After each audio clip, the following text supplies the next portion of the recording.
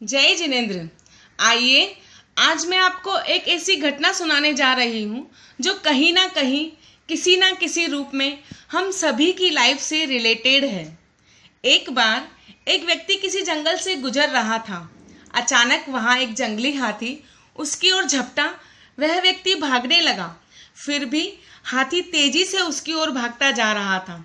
भागते भागते पेड़ की लटकती शाखा को उस व्यक्ति ने हाथ में पकड़ ली और वह व्यक्ति उन डालियों को पकड़कर लटक गया।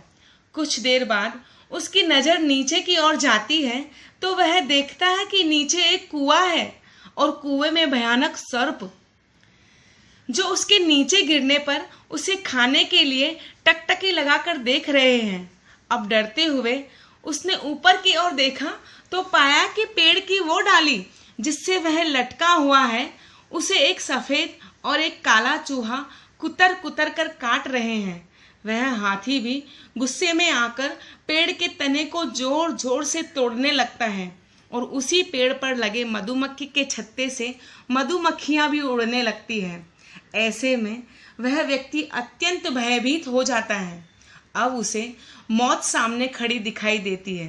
वह जोर जोर से बचाओ बचाओ चिल्लाने लगता है।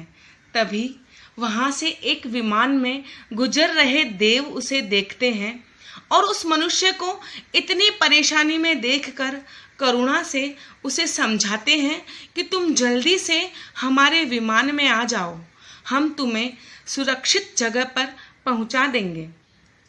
वह मनुष्य विमान में चढ़ना ही चाहता है, तभी उसके मुंह में पेड़ पर लगे शहद के छत्ते से टपकती शहद की एक बूंद आ जाती है। स्वाद के सामने वह भय को भूल जाता है और मदमस्त होकर उस शहद की टपकती हर बूंद को पीने लगता है। देव उसको शहद का लोभ छोड़कर विमान में चढ़ने के लिए बहुत समझाते हैं, लेकिन वह कहता है कि बस थोड़ा शहद और पी लूं, फिर आता हूँ। इधर कुछ ही देर में उन सफ़ेद और काले चूहों ने उस डाल को काट दिया जिससे वह व्यक्ति लटका हुआ था। तुरंत ही वह व्यक्ति नीचे गिर जाता है। नीचे कुएं में गिरकर उन सर्पों का भोजन बन जाता है। वह देव भी उस व्यक्ति की विषयों में फंसे रहने की प्रवृत्ति को देखकर अत्यंत दुख एवं आश्चर्य प्रकट करके चले जाते हैं। तो बताओ, हमें भी इस तरह के खतरे का सामना तो नहीं करना पड़ेगा ना। लेकिन सच्चाई तो यह है कि प्रभु तो हमें भी जन्म मरण के इस जंगल में विषय मोह की डोर से लटका हुआ देख रहे हैं और प्रभु समझा रहे हैं कि यह जीवन बड़ा ही क्षणिक है। इसका हर सेकंड आपको मौत की ओर धकेल रहा है। शहद की तरह सभी सांसारिक सुख भी टेम्परेरी हैं और काल रूपी हाथी भी हमें कुचलना चाहता है। दुर्गति रूपी सर्प हमारी मृत्यु की प्रतीक्षा कर रहे हैं। काले और सफ़ेद चूहे के समान दिन और रात हमारी आयुष्य को हर समय कुतर रहे हैं। फिर भी हमें विषय वासना रूपी शहद बड़ा ही स्वादिष्ट लग रहा है, पर हमें देवता समान गुरु करुणावश अनंत सुख के विमान में चढ़ने के लिए कह रहे हैं।